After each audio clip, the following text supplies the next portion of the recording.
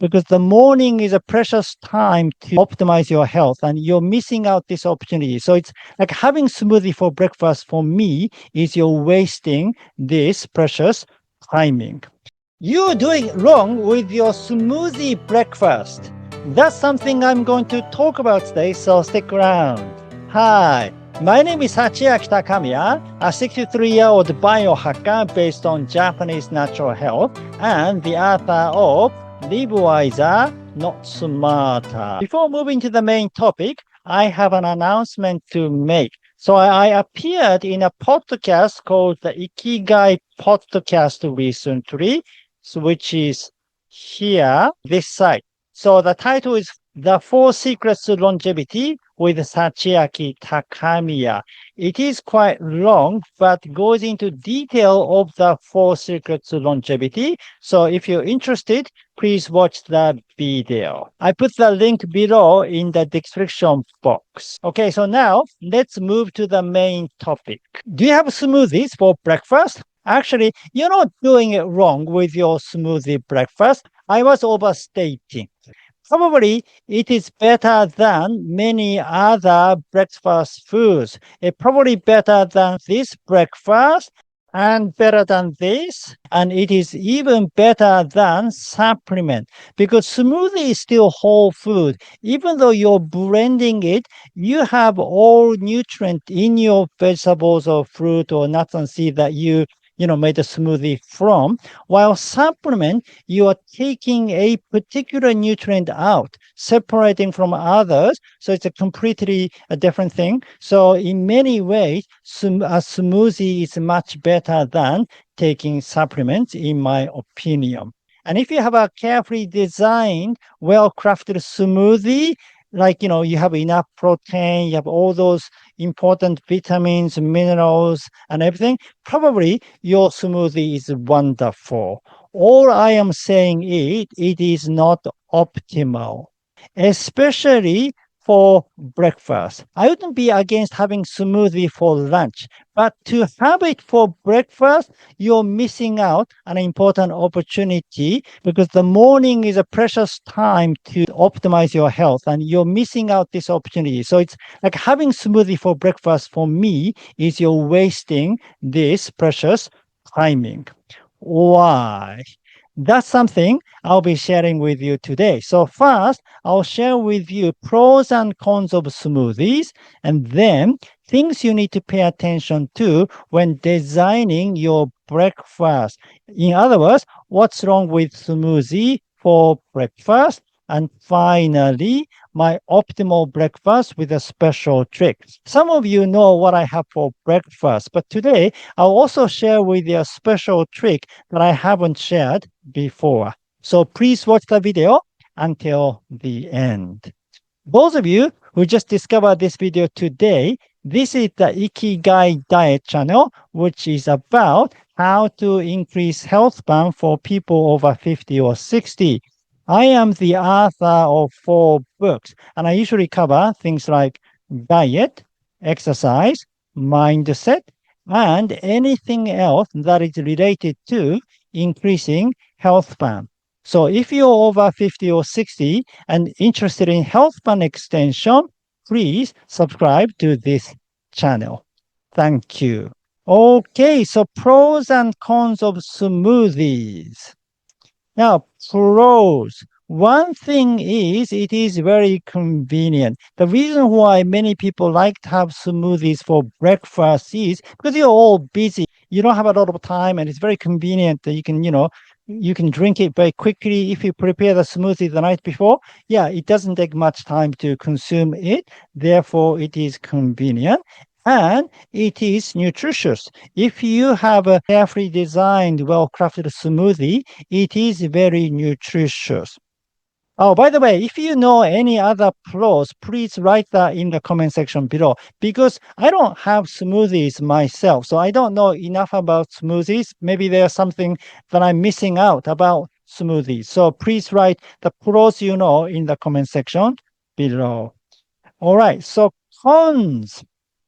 Well, my biggest con is that you can't choose them. And that is very important. That means you don't get all the benefits of chewing that I have been talking about in the last few videos. For details, please watch this video, Why Japanese People Chew Their Food 30 Times Before Swallowing.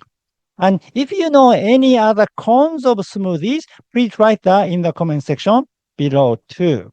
Okay, so chewing versus smoothies. What happens if you cannot chew smoothies? Well, one thing happens is a blood sugar spike. Chewing whole foods leads to a slower, more gradual increase in blood sugar because the intact fiber slows digestion. In contrast, a smoothie's broken down fiber allows for faster digestion and a quicker blood sugar spike. And gut microbiome. Chewing creates a mix of large and small fiber particles, which allows for a slower and more sustained fermentation process throughout your colon, supporting a more diverse gut microbiome. A smoothie's pulverized fiber ferments quickly and in the upper colon, which may not be as beneficial for a long-term gut diversity. Why it is significant for breakfast? I think the timing is important. Well, because for blood sugar spike, you don't want this to happen in the morning because it is after a long absence from eating. Breakfast is your fast breaking meal. It is critical not to elevate your blood sugar quickly. So when you design your breakfast, you need to think of food that doesn't raise your blood sugar quickly. And gut microbiome too. For me, breakfast is chokatsu, meaning gut workout. It is a time to optimize your gut health. Breakfast is a perfect opportunity to optimize your gut health, but by having smoothie, you're not utilizing it. All right, things you need to pay attention to when designing your breakfast. Nutrient absorption. Because you have a long absence from eating, your body is a kind of a catabolic state. So you need to absorb a lot of nutrient in the morning. This is all kinds of nutrient, but especially protein and fiber.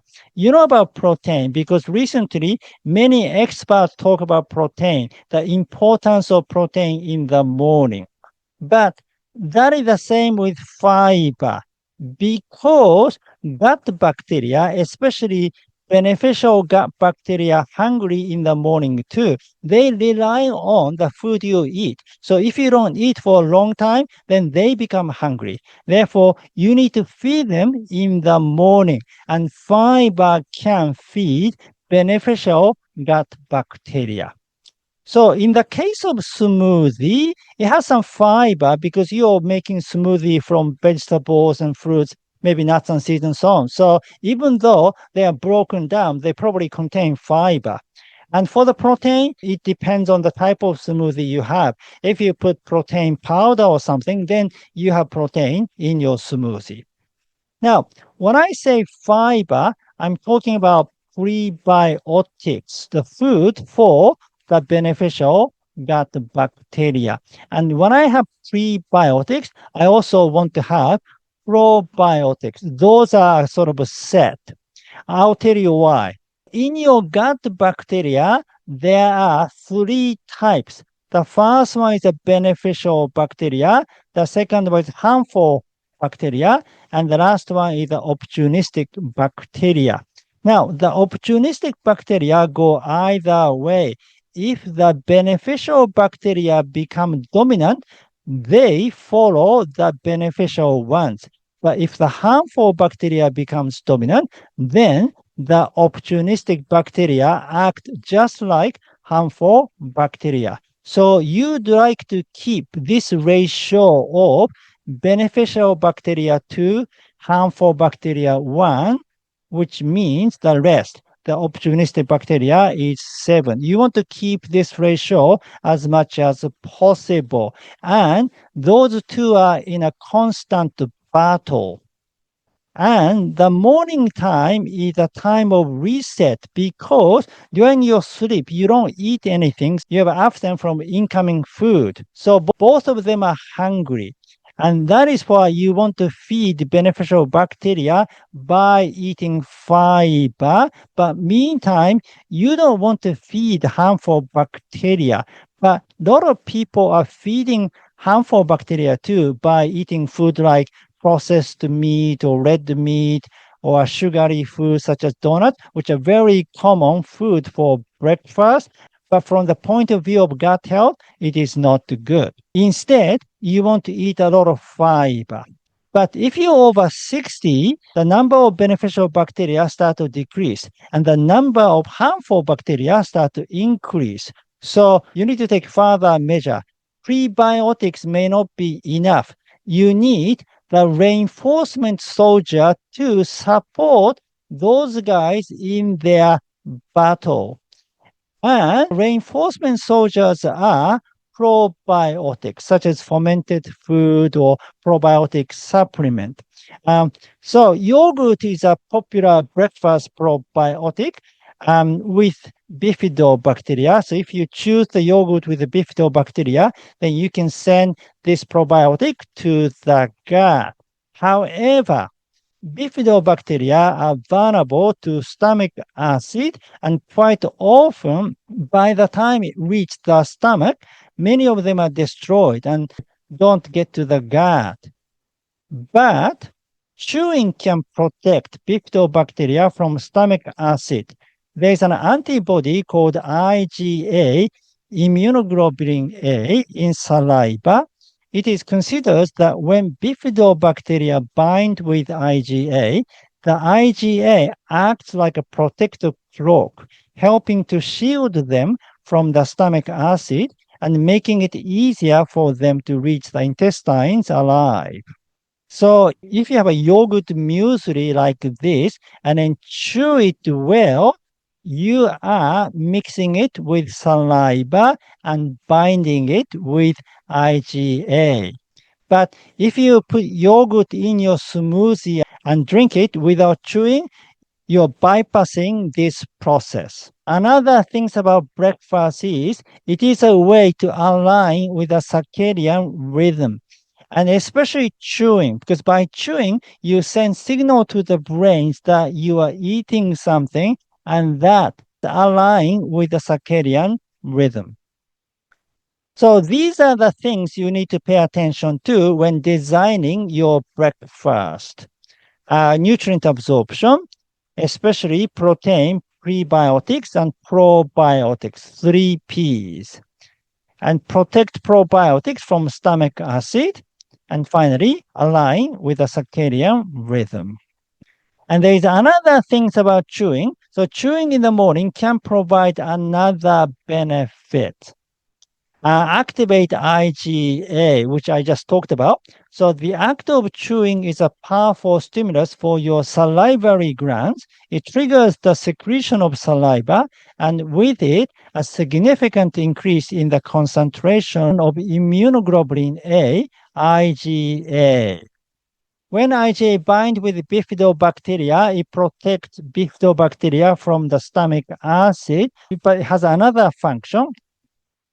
First line of immune defense. IgA is a crucial component of your mucosal immune system. It acts as the first line of defense, binding to pathogens and other foreign substances in your mouth to prevent them from adhering to mucous membranes. Morning context. By chewing your food in the morning, especially as you break your fast, you are actively engaging this initial immune response. This ensures that as food and any accompanying microbes enter your body, your immune system is immediately prepared. All right, so my optimal breakfast with a special trick. I have this natto salad and soy yogurt muesli. So by making soy yogurt muesli, I get to chew. Therefore, I get all those chewing benefits. And this natto salad contains more nutrition. It's got more protein. It's got some because there is some Jako, which is a baby sardine. It's got some calcium, vitamin K2, and so many other important nutrients. So my special trick with this yogurt muesli, how I make it is unique. So I usually prepare my muesli the night before, and I soak the muesli in soy milk overnight. But when I do that, so first I put muesli in the soy milk, then I add a little bit of soy yogurt into the muesli, then I mix it. So overnight, that yogurt spread to the entire muesli, fermenting the rest of soy milk into yogurt. So basically, muesli is fermented with the soy milk and becomes this yogurt. So the muesli becomes part of the yogurt. And why natto salad? This is because, as I said, with more other kind of nutrient, but because of natto bacteria. Natto bacteria support bifidobacteria. You can just have a bifidobacteria, but it makes so much difference if you have a natto bacteria as well. Just like different nutrient, the combination of certain nutrients are more beneficial. For example, if you have both vitamin K2 and calcium, it is even better because vitamin K2 supports calcium. Vitamin K2 basically sends calcium to your bones. And this natto salad contains both natto, which is high in vitamin K2, and Jako, which is the baby sardine, is high in calcium. Therefore, it has both vitamin K2 and calcium. In the same way, natto bacteria support bifidobacteria. To design your breakfast, you want to pay attention to the fact that you have both natto bacteria and bifidobacteria. Those two support butyrate-producing bacteria, which is considered to be longevity bacteria, because butyrate-producing bacteria were discovered abundant in the gut of the Japanese centenarians.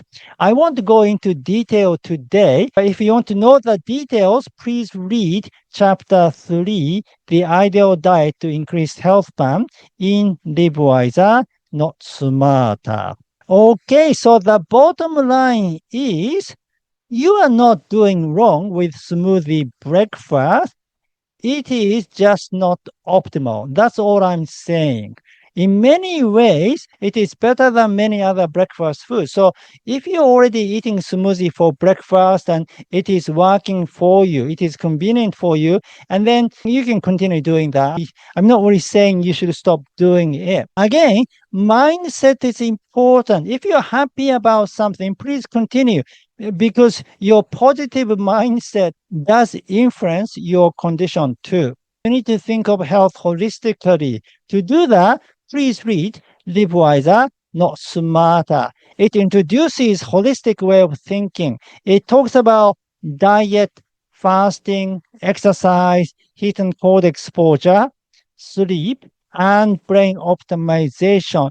Tackling health from holistic point of view, that is the most important thing. And if you're exercising well, if you're optimizing your sleep, then a small thing in your diet doesn't affect you as much. So think holistically. That's the bottom line. Okay, thank you for watching. Again, my name is Sachiaki Takamiya, the author of Live Wiser, Not Smarter. If you like this video, please give me your thumb up and subscribe to my channel. And please leave your comment if you haven't commented yet. What do you think about smoothies and breakfast? If you're not familiar with the benefit of chewing, please watch this video.